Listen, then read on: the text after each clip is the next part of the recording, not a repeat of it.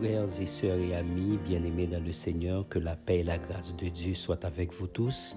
Première Chronique, chapitre 4, les versets 9 et 10 pour notre méditation de ce matin. Jabès était plus honorable que ses frères. Sa mère l'avait appelé Jabès en disant « Parce que je l'ai enfanté dans la douleur ». Jabès invoqua le Dieu d'Israël en disant « Si tu me bénis abondamment, si tu agrandis mon territoire, si ta main est avec moi, si tu éloignes de moi le malheur, en sorte que je ne sois pas dans la souffrance. » Et Dieu accorda ce qu'il avait demandé. Frères et sœurs et amis, j'aimerais entamer une causerie avec vous ce matin en guise de méditation. J'aimerais parler avec vous afin de pouvoir comprendre quelle était l'attitude de Jabès. Qu'est-ce qui a changé le cours de son histoire? Parce que son propre nom veut dire souffrance, mais nous allons voir un peu plus devant que Jabès, grâce à son comportement, grâce à son attitude, il a changé le cours de son histoire. Bien que la vie ait pu vous offrir des circonstances défavorables, aujourd'hui vous avez le pouvoir de prendre des décisions qui changent le cours de votre histoire. Ce matin, je souhaite aborder les attitudes qui déterminent votre avenir. Peu importe ce qui s'est passé dans votre vie jusqu'à présent, si aujourd'hui vous choisissez de faire de bons choix, votre avenir prendra une direction différente de celle qui avait été tracée. Le nom Jabès, comme j'avais dit d'entrée de jeu, signifie douleur, affliction et chagrin. Jabès a commencé sa vie avec des douleurs et des difficultés, mais il n'a pas permis à un début difficile de déterminer son destin. Il a reconnu le pouvoir de Dieu et la force de la prière. À partir de ce moment-là, tout a changé dans sa vie. Jabès a appris à chercher Dieu, à se confier en lui et sa destinée a été transformée.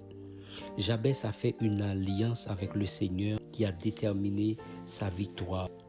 Bien que sa naissance ait causé des douleurs à sa mère, après avoir cherché Dieu, il est devenu la fierté de la famille, plus béni que ses frères. Je ne sais pas comment votre vie a été marquée. Cependant, même si vos débuts n'ont pas été favorables, le Seigneur souhaite réécrire votre histoire. Votre fin peut être excellente si vous confiez votre vie entre les mains de Dieu. Et la Bible nous dit dans le livre de Psaume, de la poussière, il retire le pauvre, du fumier, il relève l'indigent pour les faire asseoir avec les grands de son peuple. Dans le Psaume 68, l'Éternel nous dit également que Dieu donne un foyer aux solitaires et libère ceux qui sont emprisonnés pour qu'ils prospèrent. Peu importe ce que vous avez vécu ou ce que vous traversez actuellement, la promesse est aussi pour vous. Dieu peut et Dieu veut écrire une nouvelle histoire dans votre vie. Inclinez-vous sensiblement. Père Céleste, je me tiens devant toi ce matin, intercédant pour nos frères et sœurs de moments de prière et de méditation de la parole de Dieu. Spécialement ceux-là qui ont été condamnés depuis leur naissance ou ceux-là qui ont été condamnés tout au long de leur vie. Comme Jabès, je prie pour une abondance de bénédictions dans leur vie, un élargissement de leur territoire et que ta main puissante les accompagne à chaque pas. Éloigne, Seigneur, tout malheur de leur chemin et que leur vie devienne un témoignage vivant, Seigneur. Au nom de Jésus, je veux continuer à te prier pour ces personnes. Puisses-tu, Seigneur, réécrire leur histoire, les conduire, Seigneur, vers des horizons prospères et faire d'eux une source de bénédiction pour ceux qui l'entourent. Je te prie au nom de Jésus, à lui seul soit la gloire, l'honneur, la majesté, la souveraineté au siècle des siècles. Amen et Amen. Frères et sœurs, n'oubliez pas de partager nos vidéos dans tous les groupes, surtout les groupes de famille, les groupes d'église, les groupes chantants, afin que eux aussi, ils peuvent recevoir nos moments de prière et de méditation de la parole de Dieu.